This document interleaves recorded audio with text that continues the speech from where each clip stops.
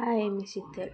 आज घरी लवकर जावं म्हणताना पावसाने लावली हजेरी. घरी आल्यावर बघितलं वेदूचा अजून ताप कमी झालेला नव्हता. तिला रात्रीपासून खूप ताप यायला लागला. मग औषध घालून तिला थोडं खायला घालून झोपवलं. म्हणजे थोडंफार झोपली तर बरं वाटेल. मग झोपून संध्याकाळच्या भाजीची तयारी केली. आज उपवास असल्यामुळं आज मेथीची भाजी, पालकची आमटी आणि कोथिंबीरची वडी करायचं ठरवलेलं.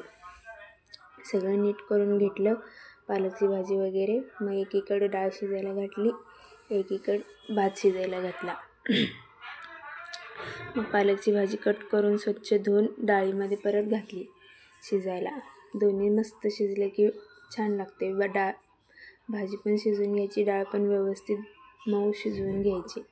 मग परत फोडणीची तयारी केली. लसूण सोलून घेतले, लसूण चेचले बारीक, टमाटो घातले, टमाटो चिरून घेतले, टमाटो चिरून साईडला ठेवलं. त्यावर फोडणीची तयारी केली. फोडणीची तयारी करून सगळं आवरून घेतलं. मग म्हटलं आज वड्या करायच्या म्हणताना ते जे सगळं मिरच्या, आलं, लसूण वगैरे सगळं हे करून घेतलं. बेसन पीठ घालून कोथिंबीर वगैरे सगळं मिक्स करून घेतलं. मिक्स करून घेतल्यावर सगळं एकजीव केलं.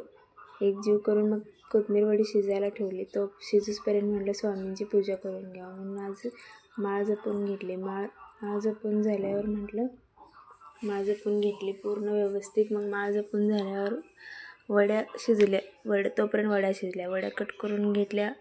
परत म्हटलं वड्या थोड्या तळून घ्यायच्या. मला तळलेली वडी आवडते. मग हाय स्वामींचा नैवेद्य.